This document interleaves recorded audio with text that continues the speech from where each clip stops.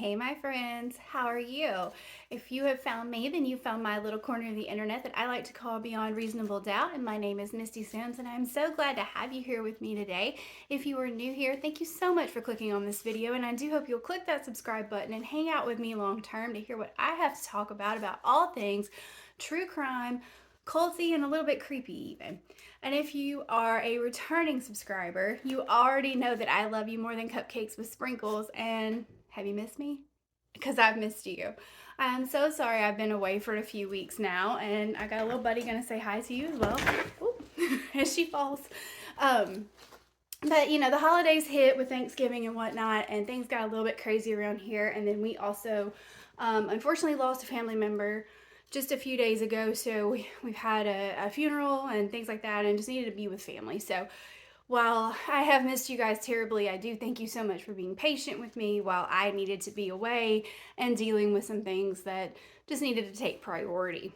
But I am back, baby, and I am ready to bring a case to you today that caught my attention. I actually found it interesting that I hadn't heard about this one until recently, even though she doesn't like to sit for long. Okay, she's like a toddler. Can sit, but not too long. But anyway, I hadn't heard about this one until recently, and it's a doozy. So I definitely want to put out a very quick and early trigger warning. This one does involve violence against children. If that is not something that you are comfortable with, well, you shouldn't be comfortable with it, but if you can't comfortably listen to it, definitely click out of this video, and I will see you again hopefully on another one, because it is this one's gonna be tough to get through for sure. It's very, very disturbing. So by all means, click out, and I'll see you later. But if it is something that you are able to sit here and talk with me about, comment on, I do encourage you to leave your comments below on what you think about this. But as always, please be kind in the comments, as we never know who might be reading them. Could be family members, could be the unfortunate family member that's left behind in this that is dealing still with the loss of their children today. So with all that said, let's dive right in.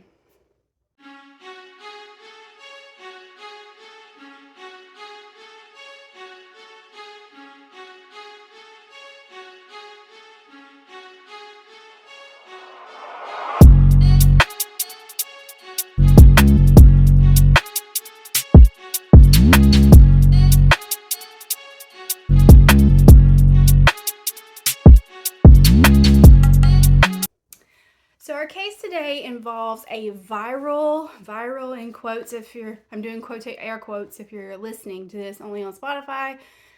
It's a viral post on Reddit, and it's been dubbed the Reddit murders and many things like that, but it involves the website Reddit and a post that a dad made on there.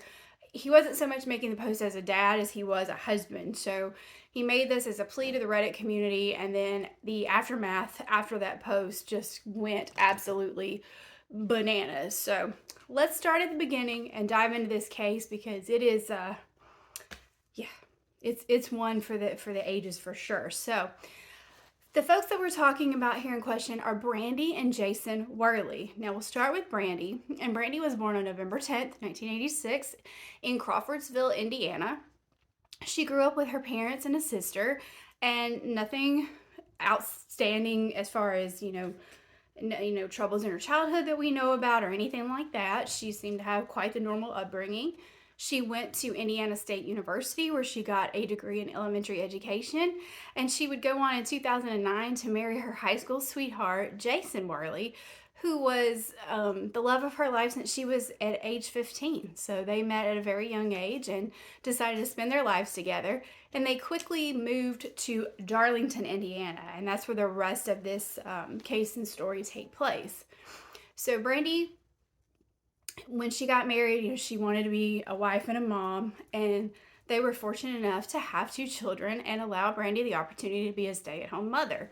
Now, these two children were a son named Tyler, who at the time of this case was almost around the age of 7, and then a daughter named Charlie, who was 3 years old. And Tyler has been described as just this outgoing kid who never met a stranger, just super sweet little boy. He loved Bible school. He loved studying his Bible. He was super polite, and he wanted to be a software engineer when he grew up. Now, before you think that's odd at age 7, that was Jason's choice of career. So he wanted to grow up and be like his dad, and I thought that was just precious.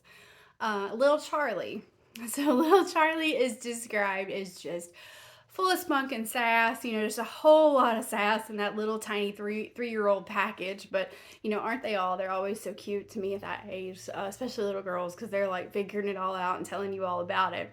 And Charlie was doing just that. She loved big bows in her hair. She loved Bible school as well. She loved dance class, just was like to dress up, just all the girly things, that you would think about. That's what Charlie was into, and just absolutely adorable. So both, just sweet, sweet kids, great kids, a great family all the way around. Brandi and Jason were doting parents. They loved their children as most parents, should and do. And they had an agreement between the two of them that the children would always come first. So regardless of whatever else they were doing, say there was a decision to be made, kids first, right? We think of the kids first and we make the decision based on that. So, we're not doing anything selfish. We're not putting, our own wants and needs first. We're not going to, I don't know, say that take us to a football game. We're not going to a football game because Charlie has a dance recital. We're doing that, or she needs to get to class. We're not going to skip her dance class, that kind of thing. Always putting the kids first. So just kind of keep that in your head as well as we go through this. So fast forward a little bit, and we're going to take you to 2015. And that's where this case really kicks up. Now, just to build a little, fill in the gap there a little bit. The family is a happy family on the outside. They are, they're kind of what I would have described just reading about it as like the Kool-Aid house, which was the house in like our neighborhood growing up where, you wanted to go and you wanted to be because they were the ones that had like the good snacks, and they always had the Kool-Aid, not like just giving the kids water or something. You actually got the Kool-Aid, so you wanted to go over there. But they were like that, they're having little block parties, they're having, the neighbors over, they're just like the, I don't want to say the all-American family, but kinda. So nothing nefarious, nothing that's gonna stick out. But all that's going to take a different turn in 2015.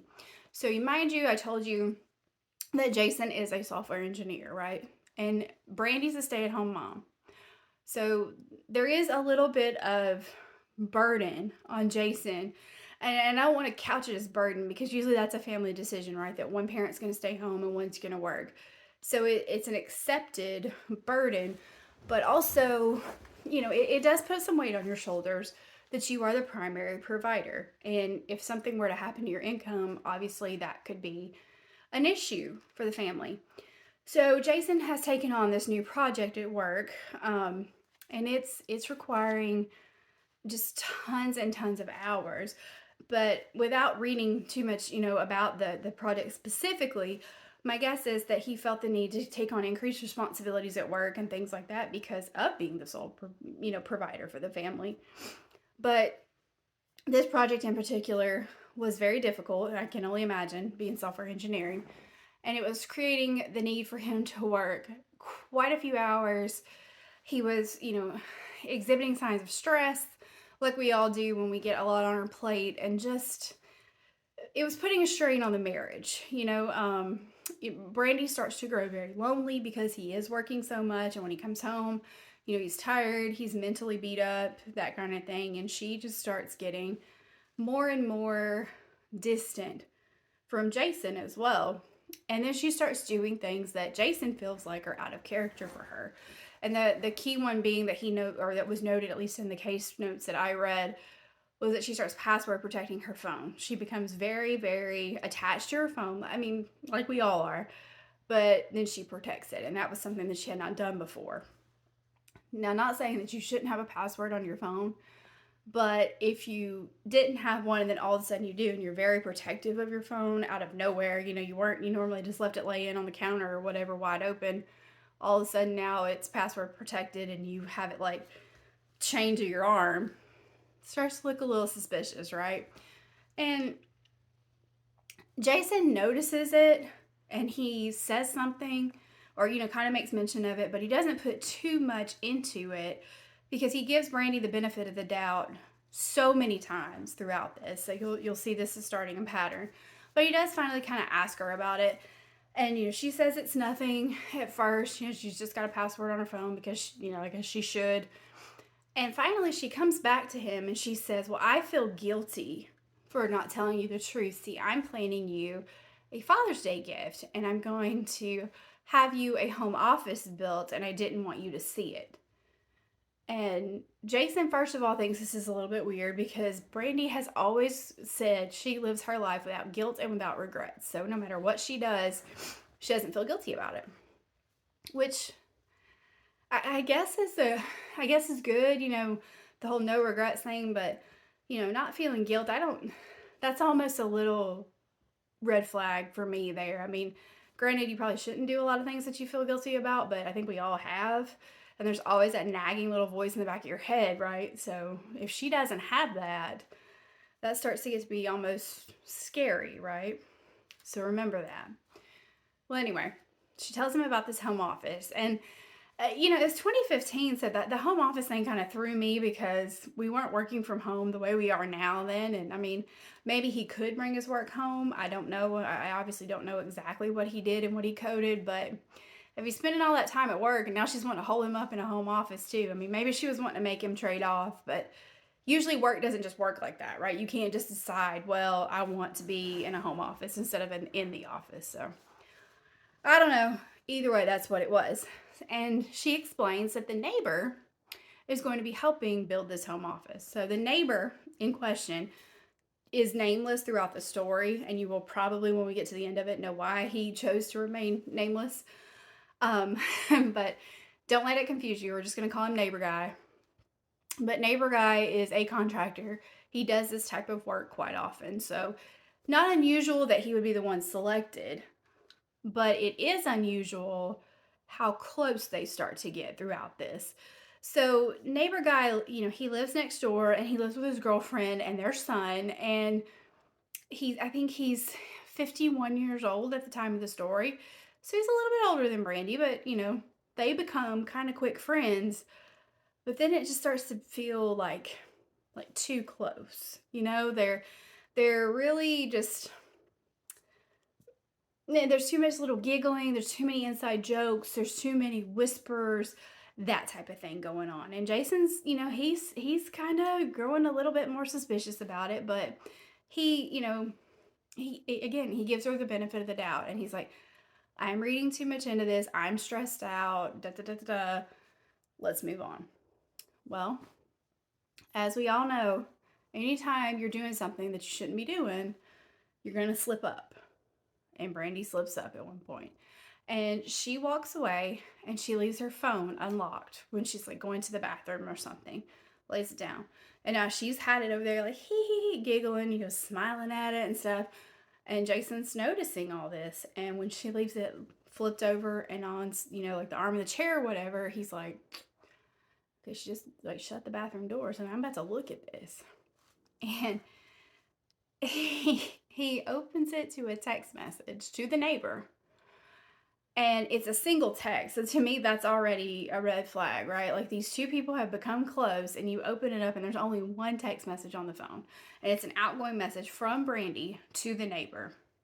And all it says, gross. All it says is, I'm covered in frosting. You want to lick it off. Now, I don't know about you, but I don't typically lead with my first text message to somebody with that type of information. That's just not something I typically do. Maybe it could change my life if I did. But so Jason is thinking the same thing. First of all, he's mad, he's upset. But second, there's got to be more to this, right? Because we don't just lead in with that type of conversation to people. Okay, this hair is driving me crazy. Sorry. But you don't lead in with that type of information, right? There's history. There's more. So he is a software engineer. So how she thought she could get away with this, I have no idea. But she has software on her phone that deletes her text messages after so long, after she sends them. So I'm thinking, I'm not smart on this type of software, but I'm guessing it's similar to Snapchat, right? Like it's, it's deleting whatever you send after so many looks or seconds or whatever. So, there we go. The thing that just perplexes me here, and this is no hate on Jason, this is almost it breaks my heart because it was clear he was very invested in this relationship based on what happens next. So apparently Brandi is a jokester, and when I say a jokester, she is a little dirty minded and likes to tell dirty jokes and things like that. So he thinks that's all that there is to this and gives her the benefit of the doubt. Now, and that's fine. There are people that do joke that way. There lots of folks do it. But I wouldn't think there would be a reason to delete your messages if that were the case. If it was truly just joking, the software like deleting your text probably wouldn't be necessary. But Jason goes ahead, he gives her the benefit of the doubt, and they, just doesn't say anything. So, the neighbor, he's coming around, right? Quite often, because remember, we've got the home office build out going on. So he just keeps coming. And, Jason just notices more and more how, close that they're getting. So he logs in one day to their like Google Maps account. So I've never tried this either, but apparently, if you have like shared Google accounts and things like that, you can look at the map history. And there's large gaps in Brandi's Google Maps history. So again, looks like she's turning that phone on and off to make sure, or the location on and off to make sure that she's not being tracked on something. If you're not doing anything, why would it matter? Why would you care? So, a little suspicious. So at this point,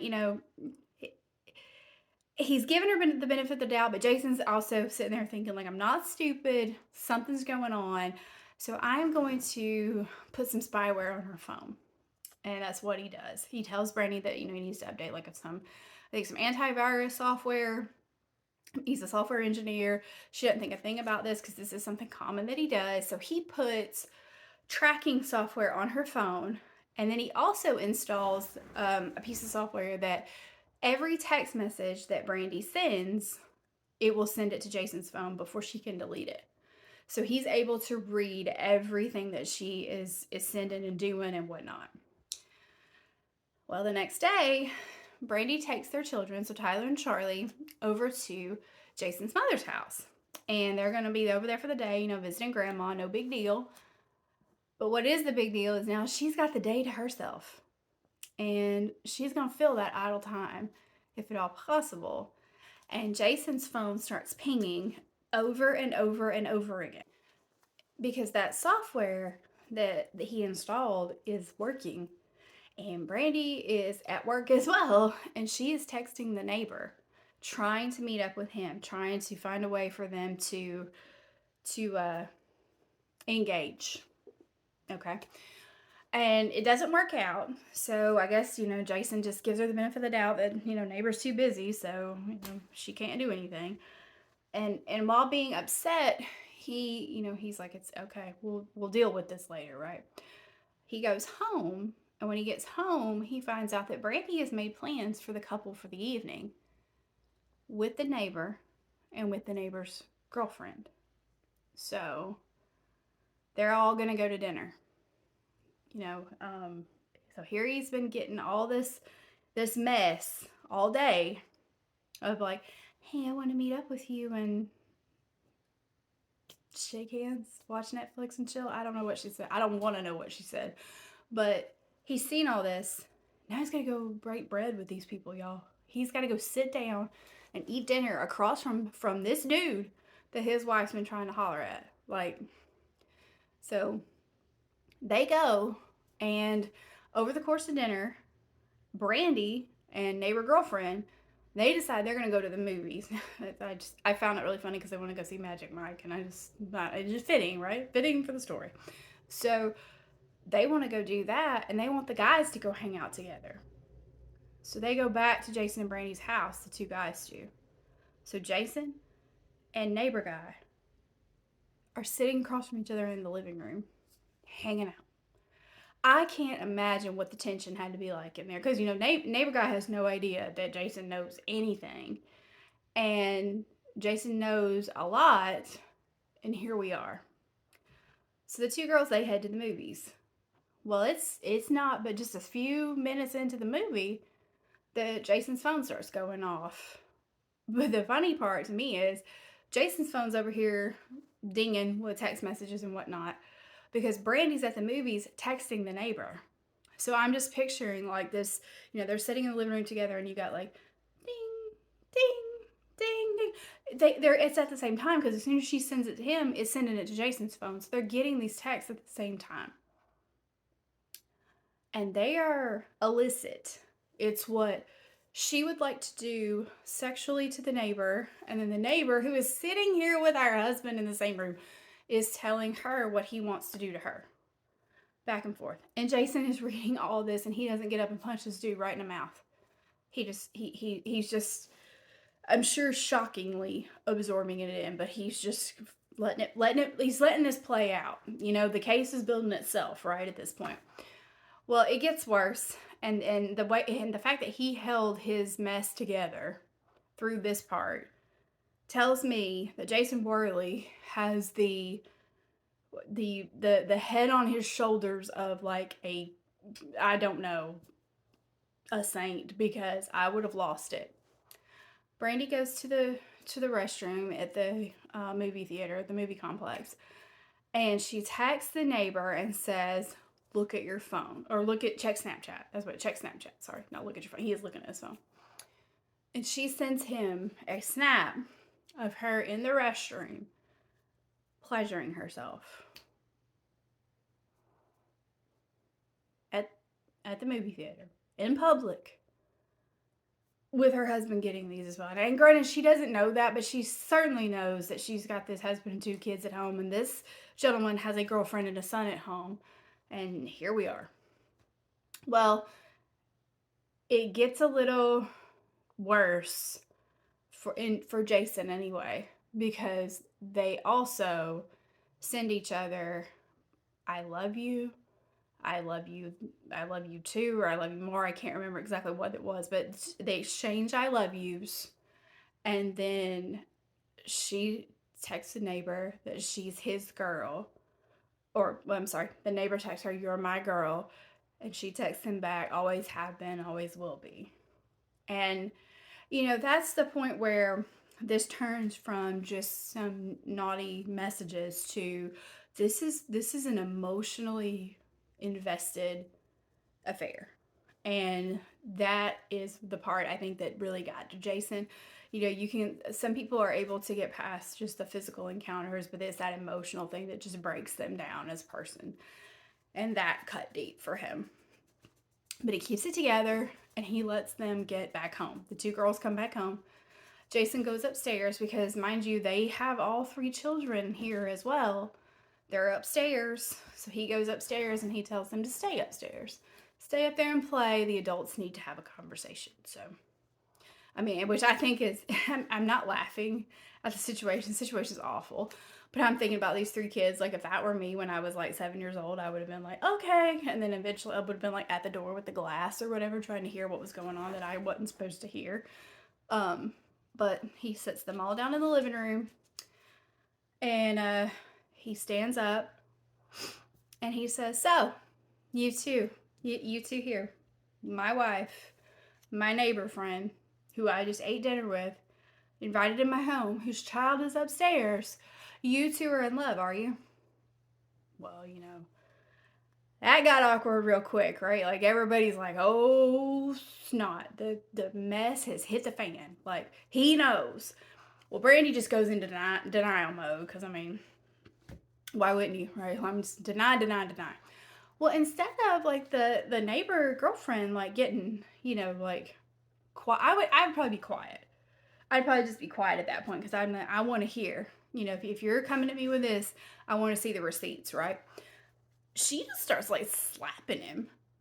Like, just, pow, pow, pow. And it's like, has this happened before then? Because you're reacting differently than what I would think most people would in that situation. Maybe not. I don't know. Maybe she just did. But I probably would have wanted to hear the whole story first, just to see what this guy is bringing to the table. Well, Brandy's denying it. Neighbors getting slapped around over here. And Brady's like, I didn't. Jason whips the phone out. You did. And shows all the text messages. Everything's out in the open. Everybody's upset. And he brings up the topic of divorce. Like, we're done. We're done here.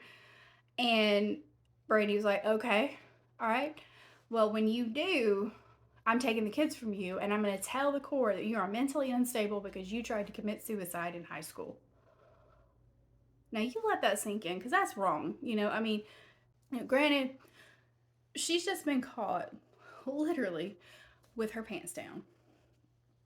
And, she's denied that they've had any kind of physical contact, but he's, you're sending those kind of videos and that kind of mess. Like, I don't even know if it matters. But to go there on someone is wrong. And if you have ever been in that place mentally, and there's no shame in that. There's so many people that struggle, and you never need to belittle somebody because of that. So let that be first and foremost. But that's where she goes, because that's who this lady is. That's who Brandi is. So Jason is a little taken aback, obviously, by that comment, and probably a little scared too, because if you have had that type of struggle, you may be worried that the court could look at that as not the shiniest moment to and potentially let that hurt your custody battle. I don't think they would. I don't know. I've never been in that situation, but it obviously is something that was worrying Jason. So because there was a denial that they'd actually done anything physically, the neighbor girlfriend, she starts defending Brandi and defending the situation. And she's like, well, everybody just needs to stay with who they're with. And we just need to not separate. And let's just all get over it, basically. And it's like, oh, okay. I thought maybe you had experienced this before based on the slapping. Like, that kind of makes me think, like, you have, and you're kind of okay with it. You're okaying the behavior. So, girl, you got to think about how you're approaching this if you don't want it to keep happening. And maybe you don't care. I don't know. Maybe you guys have like an open relationship, but still. Here we are. So they leave. The neighbors go home. And Jason and Brandi, they go back and forth, and they agree to separate. And this to me was so awful to read.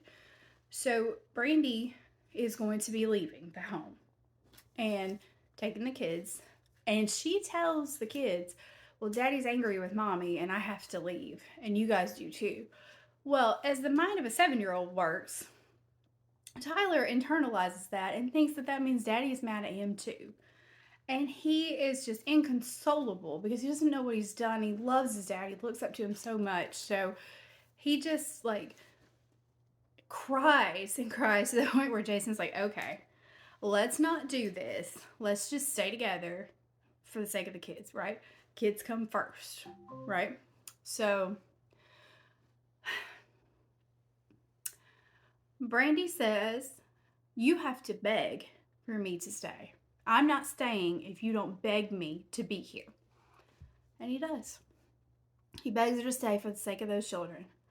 And then she says, oh, and by the way, I want you to apologize to the neighbors for how you behaved.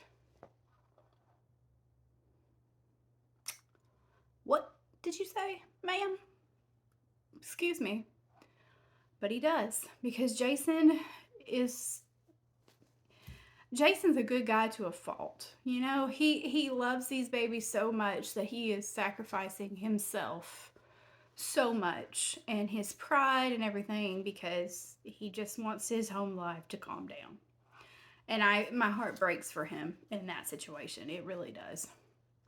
So they kind of carry on from here. I want to say they sort of go back to normal because they actually end up hanging out with the neighbors again.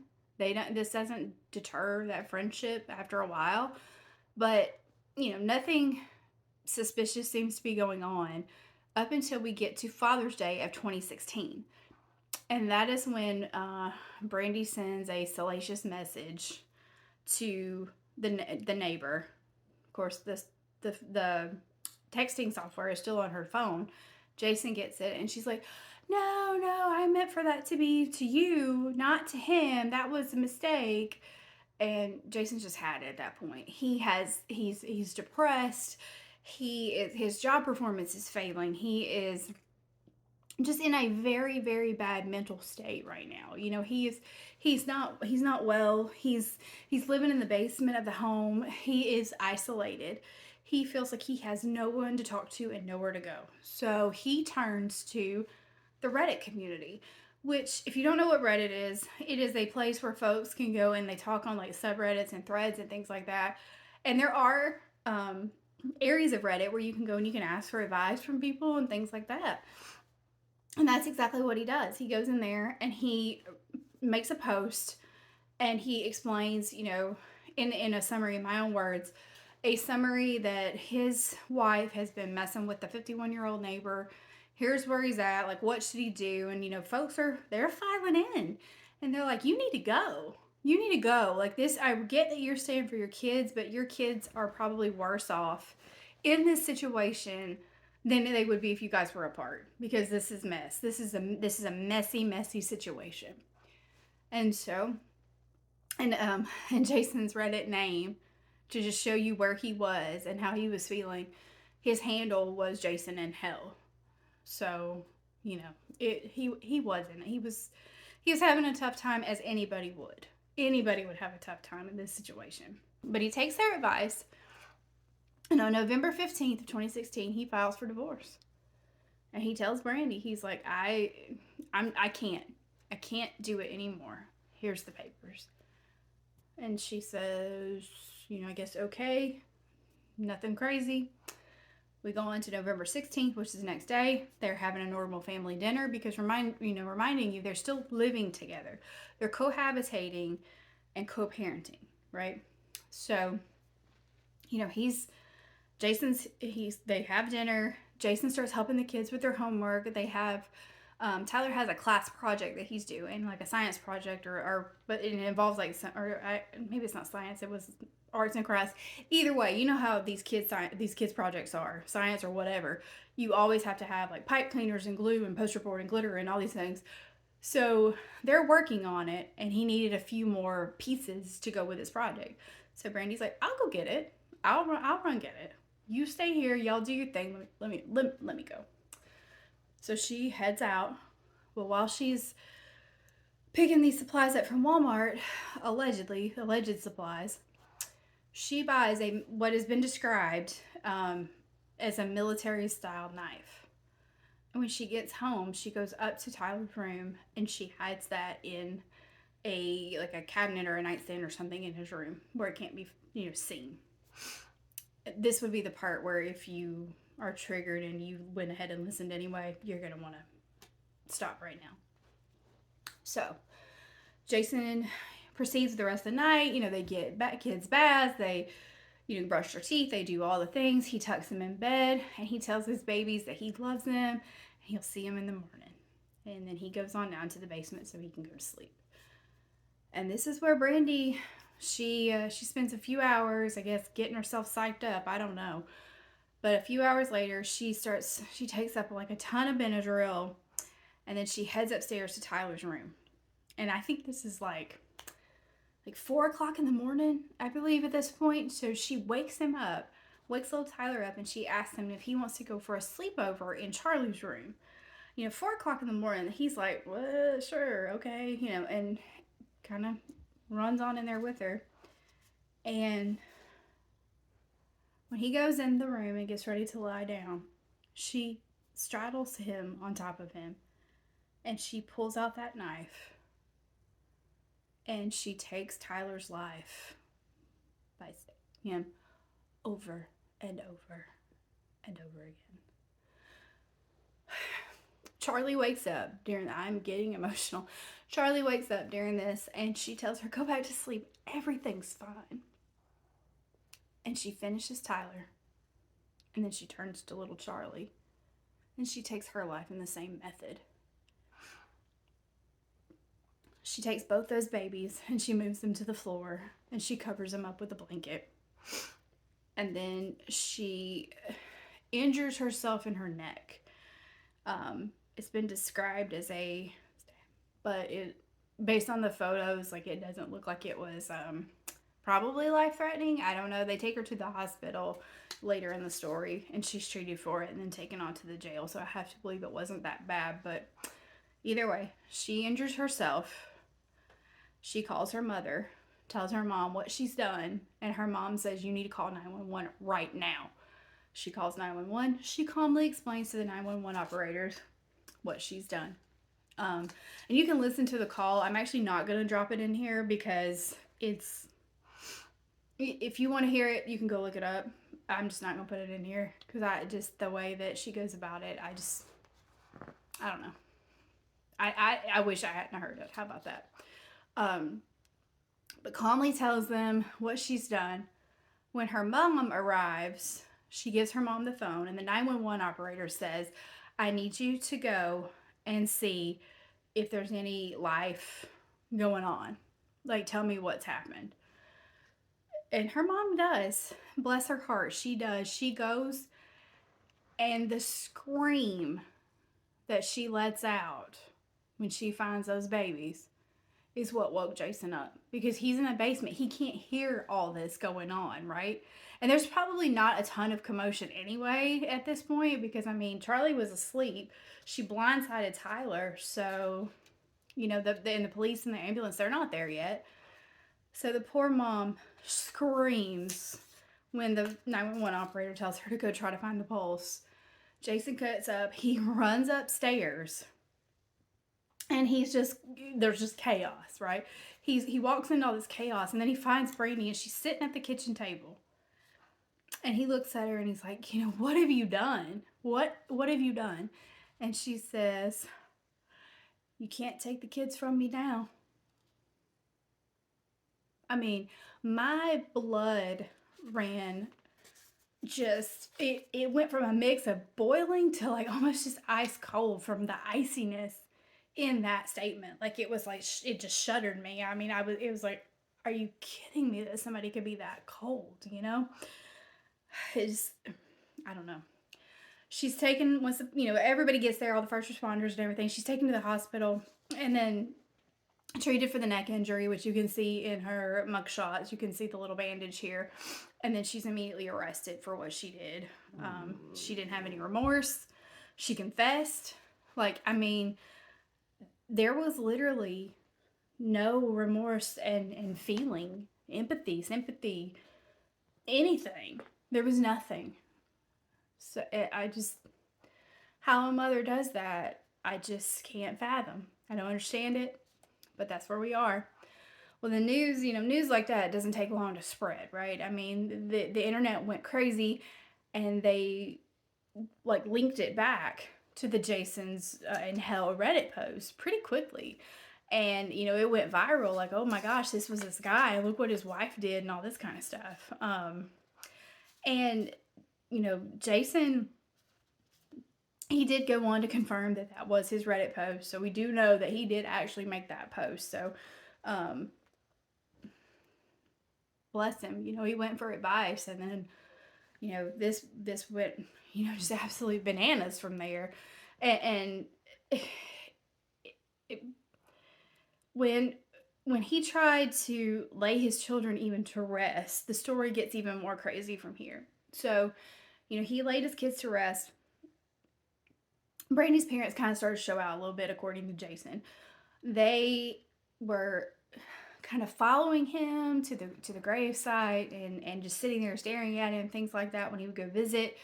The house apparently that Jason and Brandi lived in was the property of Brandi's parents. So I guess they were renting from her family. And they would not even let Jason retrieve his belongings out of there. They locked the house up, and then he had to go through the courts to even be able to get his stuff out. So And so I understand a parent being upset, feeling that somebody maybe had hurt their daughter, coerced their daughter into, you know, doing some things, whatever.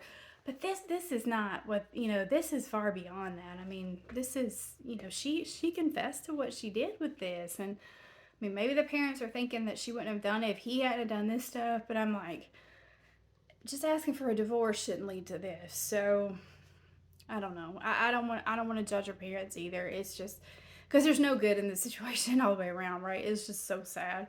Um, but there were two GoFundMe's out there, and the first one they had set up, and they had put, I guess, a picture of Jason and the kids on their GoFundMe, and it led you to believe that the GoFundMe funds would be used to, bury the children and help Jason with some of the expenses and things like that. And the truth was that the GoFundMe that her parents had set up, it was being used to pay her legal fees. So, just a hot mess.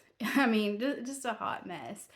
And we still have Brandi over here in jail waiting on a trial. And she confessed, and now she's decided, well, I'm going to plead, that I was under the influence of Benadryl and legally insane, kind of thing. Or temporarily insane, not legally insane, temporarily insane. That didn't really fly. The court didn't buy that for like 2 seconds, so she quickly changed her plea to guilty.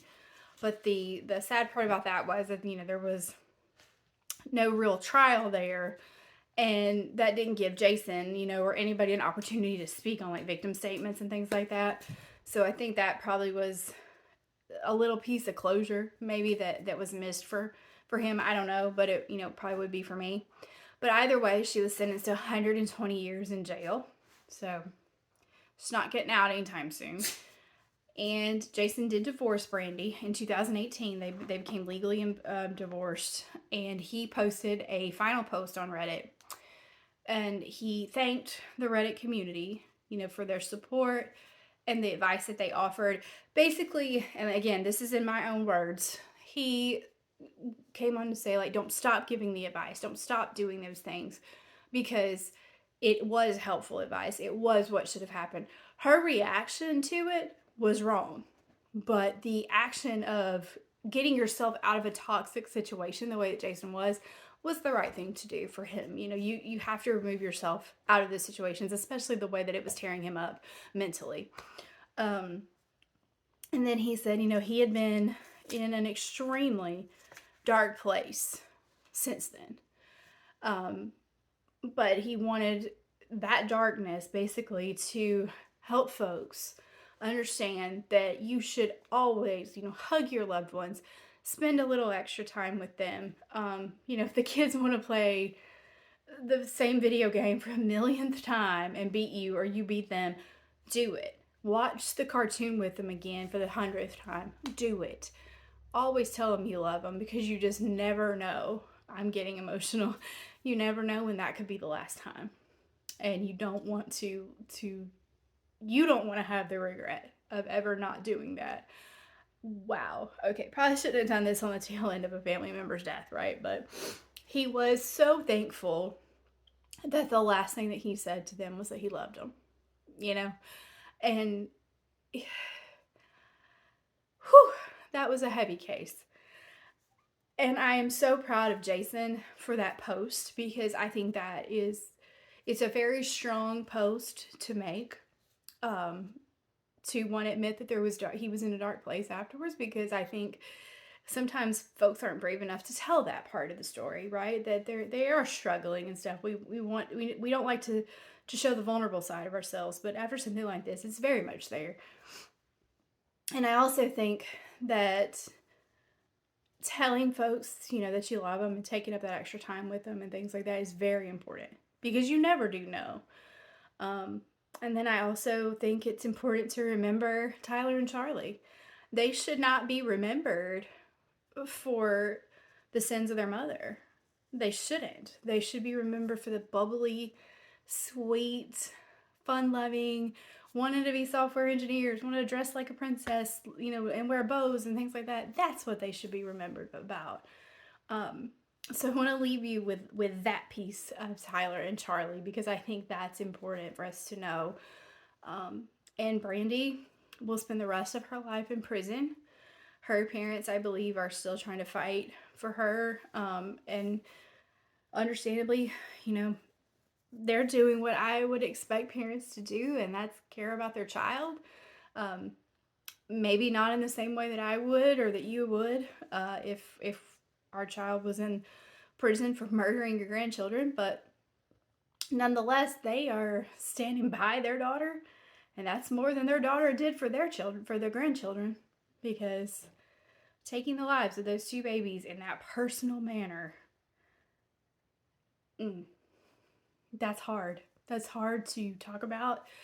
It's hard to think about what those babies went through. Especially Tyler. I don't know. It never alluded to in anything that I read if Charlie woke up. Again, you know, we know she woke up during it, but we don't know if she woke up when her mother attacked her.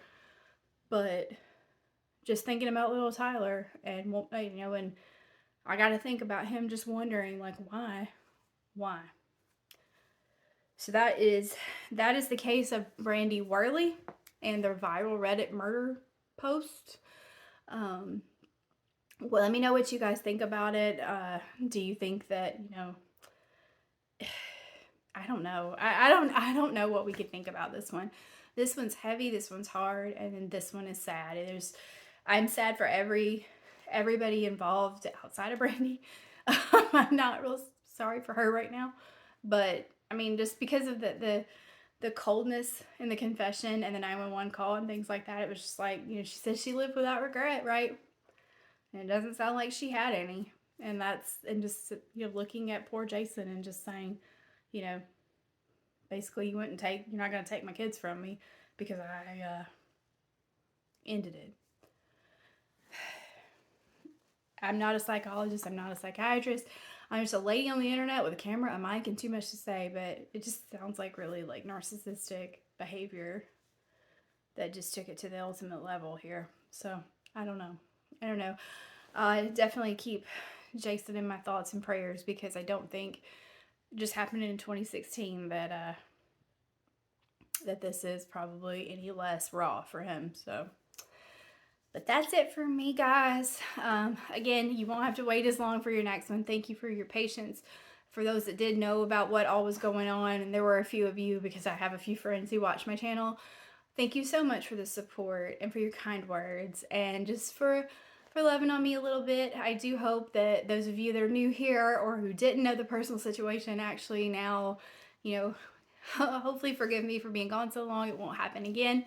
But yeah, that's all I got today. Leave your comments below. As always, please keep them kind. And remember the families. And if you have a case that you would like me to cover, you are welcome to leave it in the comments below, or you can email cases for Misty. The link is in the description box down below. But until next time, guys, I will see you. Stay safe out there and stay sweet, my cupcakes, and I will see you next time. Bye!